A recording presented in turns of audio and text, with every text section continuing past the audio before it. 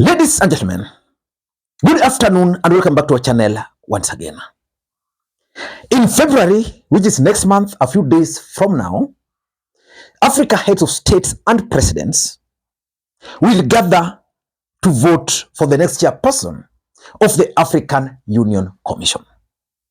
Raila Odinga is one of the candidates and is facing serious challenge from Djibouti candidate Yusuf and the Madagascar candidate.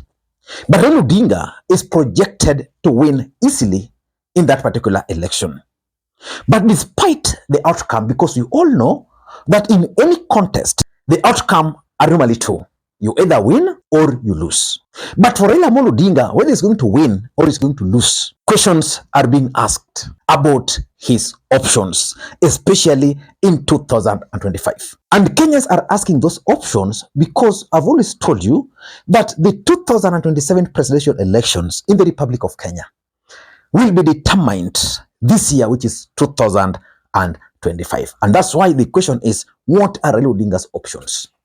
Let me put this question to you guys. If elections were held today and Raila Odinga is on the ballot, can you vote for him? Let me put another question. Assuming we go to the polls today, Raila Odinga is not on the ballot, and you voted for him in 2027, and Raila Odinga tells you, vote for Ruto. Would you vote for Ruto? Or vote for Kalonzo? In short, can Raila Odinga influence your voting pattern in 2027? And that's why the question about his options are significant politically speaking.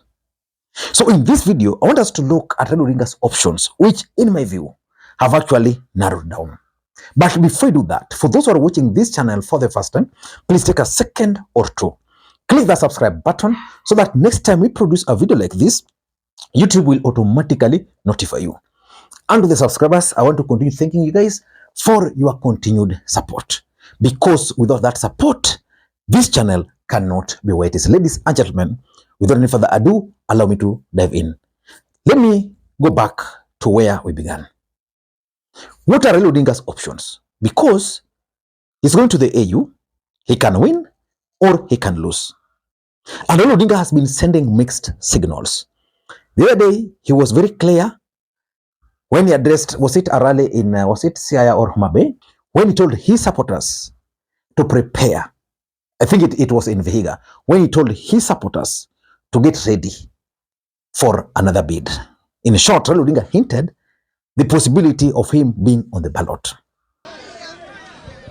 Hello. Haya. Tumefurahi. Tumefika hapa leo hapa Chavakali na tumekaribishwa na vijana na kina mama na mbwembwe. Sawa. Mfurahi kuona sisi tuko na vijana wenu hapa Osofsi, tunaenda na yeye. Mmekubali nini na yeye? Yeye na yeye? Lakini nyinyi mmebaki hapa Ingo. Mlaki Ingo. Hiyo ndio tunataka. Tunataka mfanye vizuri, ODM iweze kushinda uchaguzi. Sawa? Kwanza mashinani hapa chini, MCA ni MCA, Bunge, Women Rep, Senator, Governor, Rais. Just the other day, Edwin Sifuna was on Citizen TV. Again, Edwin Sifuna was very clear that ODM as a political party might actually sponsor a candidate. And what is going to happen, there's only one voice you listen to, because the constitution of the party, which I know from front to end, places that responsibility in the party leader. Listen to what Raila Odinga is saying. Raila Odinga has left specific and clear instructions to all of us, including some of the people who are speaking there, that first of all, ODM must retain its identity as a political party. Number two, that we have not given up the quest to acquire power. Otherwise, you fold up your party and go. Political parties exist for the sole purpose of winning power through democratic means. Every single time since ODM was formed, we are celebrating 20 years this year since this party was formed. Every single election, ODM has run a candidate for president, and it's not going to be different. But the question is, assuming the AU elections are done and dusted, and now there's Raila Odinga who has won, or there's Raila Odinga who has lost, what are his options? In my view, the first option for Raila Odinga is to support William Ruto's re-election bid. But there's a major question which we can answer in this video. Can Raila Odinga convince his support base to support William Ruto? And the option of supporting Ruto, in my view, would only be viable if Raila Odinga will win. Because I've always told you that should Raila Odinga win, then William Ruto will take credit for that win. Therefore, William Ruto can easily go to Raila Odinga's support base and convince them that mimi nimesaidia baba. Now it is your turn or baba's turn to support me. And I also know that politics is about euphoria. The day Raila Odinga will win that seat, he will organize massive homecoming in his strongholds, of course supported by the government, for example, just to win back the support of the people. And he can then explain to the people that the main reason why I went for this seat was because I was sure of winning it. So that is going to be the first option, support William Ruto. But the question is, can Raila Odinga support Ruto, advise his supporters to support Ruto, and they'll wake up in the morning to go and vote for Ruto? Can he convince them? That is the swala nyeti. Number two, exiting politics. For me, I think Raila Odinga has done a lot for this country. And we are in a country where people are not grateful. Raila Odinga wanted to become the president in the last election. There are people who did not vote for him. Of course, it's a right to vote for whoever you want. But immediately everything fails, they still go back to Raila Odinga and blame him. So Raila Odinga, in my view, is finding it very difficult to make choices. I'm 100% sure that today, if Raila Odinga had not supported William Ruto, there are those who would still be blaming him. So, and because age is also catching up or has caught up with Raila Odinga, exiting politics would be another ideal option. This one would apply whether he wins or he loses. But again, in this, there are also several questions. And one of the questions, what would be the fate of ODM party? Because ODM party today is Raila Odinga. Raila Odinga is ODM and ODM is Raila. So if Raila Odinga were to exit the political scene, are we going to see ODM party also exiting the political space? Because one thing I know for sure is that in the absence of Raila Odinga, factions, serious political factions, are going to emerge within ODM party.